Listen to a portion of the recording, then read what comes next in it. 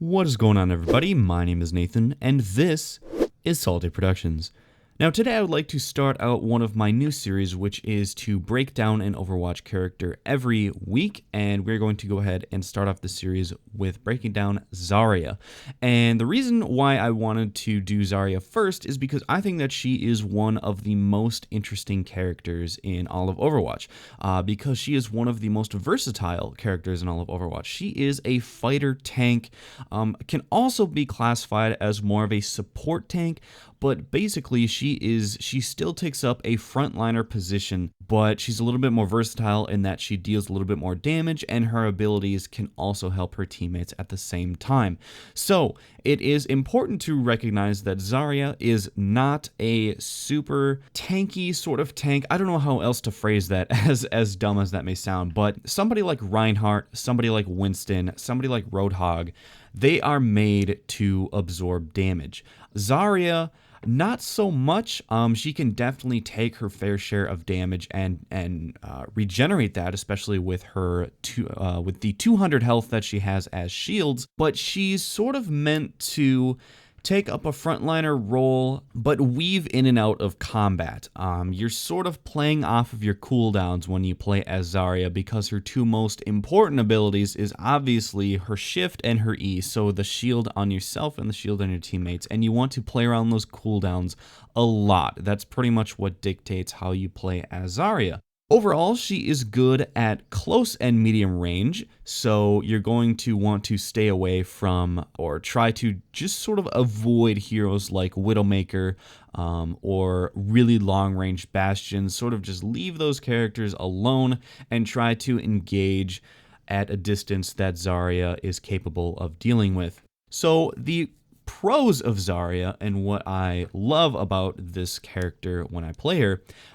First of all, Zarya has one of the highest survivabilities in the game, just due to the fact that she can shield herself to basically negate burst damage. Comboed with the fact that 200 of her health is shields means that you can regen half of your health, and also you can negate any burst damage, leading her to be able to stay in combat for a while. I think out of most of the heroes that I play, in general, when I play Zarya, I will have the least amount of deaths, barring perhaps Mercy or perhaps Lucio, who really try to stay in the backline. Not Lucio, but specifically Mercy and perhaps Zenyatta.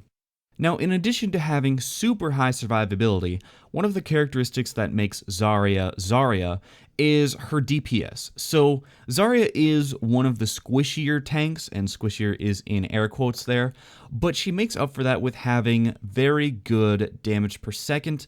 And what I usually tend to do is, before I have my particle cannon charged, I will use the projectiles, launching the sort of energy balls from the particle cannon, and then once you sort of get your particle cannon charged up a little bit more, that's when I be a little bit more aggressive, push into some CQC combat, and switch to the left click method of dealing damage with the particle cannon, because I feel as if overall the DPS is much easier to sustain, and I think that it's much more consistent, because when you're using your left click with the particle cannon, when you have it charged up, you're using tracking to keep that damage onto enemies rather than using projectiles, which is much more consistent, I think, in the long run.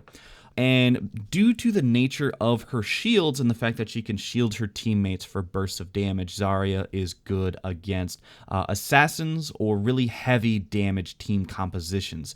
Now, that's sort of a little bit tricky, though, because while Zarya is good against that burst damage, that's while she has her shield up. Once her shield is down, that is when Zarya is vulnerable to burst specifically and higher sustained damage. So again, you have to play around your cooldowns when you're playing as Zarya, because she quickly transitions from a tank who can do everything to a tank who is a little bit squishier and can die pretty easily. Now, that's what makes Zarya awesome. Now, what makes her balanced is her few weaknesses that she has. So her abilities are not the most team focused like other tanks can provide. For example, Winston has his shield sphere. I don't even know what that's called. I'm just going to call it the shield sphere. You can tell that I don't read abilities in this game. But Winston has a very team-centric abilities, and his very play style is built around disrupting the enemy, which is good for your team. Tanks like Reinhardt has a shield. He adds the most value to a team composition. Zarya, her abilities are not so team focused, nor is her playstyle sort of beneficial for her team, except for her ultimate. So her shields, again, are great for blocking damage, and that's sort of how you charge your particle cannon, and you can shield your teammates against burst.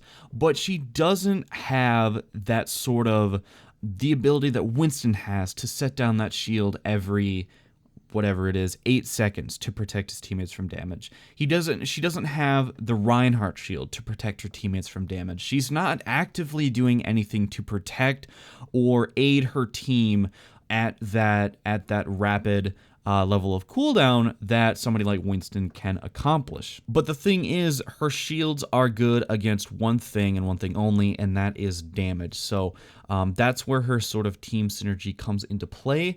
But the value that she provides for her team comes from her ultimate. Her ultimate, in my opinion, is one of the best in the game. It's just the best combo piece to combo with any damage you could ask for from almost any champion.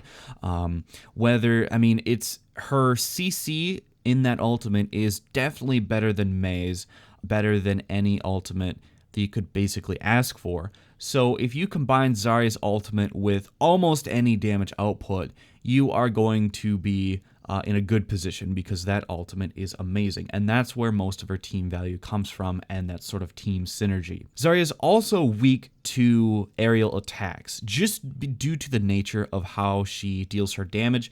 Her left-click particle cannon is decently short range, and it is really hard to hit the energy spheres that she fires on aerial targets. So she is specifically weak to champions like Pharah, although specifically champions like Pharah, and also, like I said before, Widowmaker, who functions at a very long range, and also Bastions at a very long range.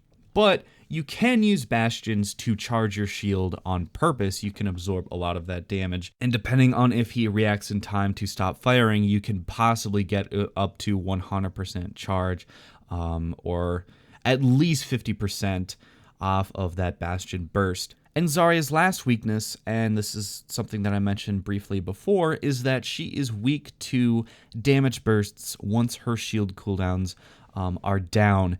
And what I commonly find myself doing when I die as Zarya is trying to maintain that frontliner positioning while my cooldowns are down. So it's really that Zarya is definitely a frontliner tank when she has her abilities up, and you sort of trade your ability cooldowns for particle charge.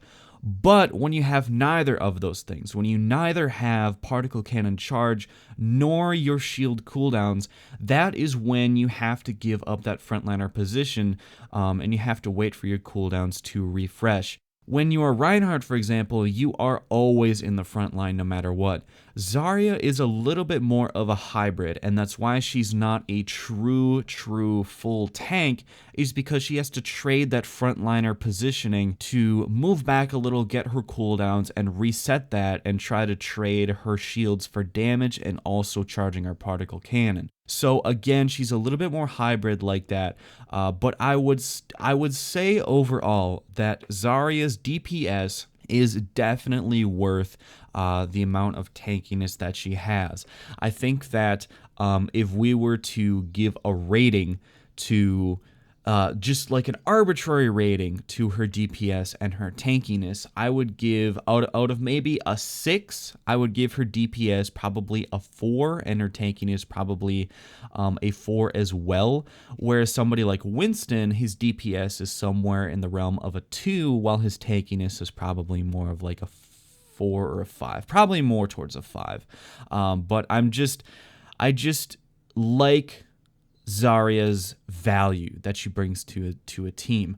Her DPS in combination with her tankiness is definitely makes her one of the more versatile champions in the game, let alone the most versatile tank in the tank class. Also, she's just annoying to deal with. That's one of the things that I love when I play Zarya, is that I know that I'm automatically, just due to the nature of how the champion functions, that I'm going to give the opponents a headache because they have to deal with me, which is super fun.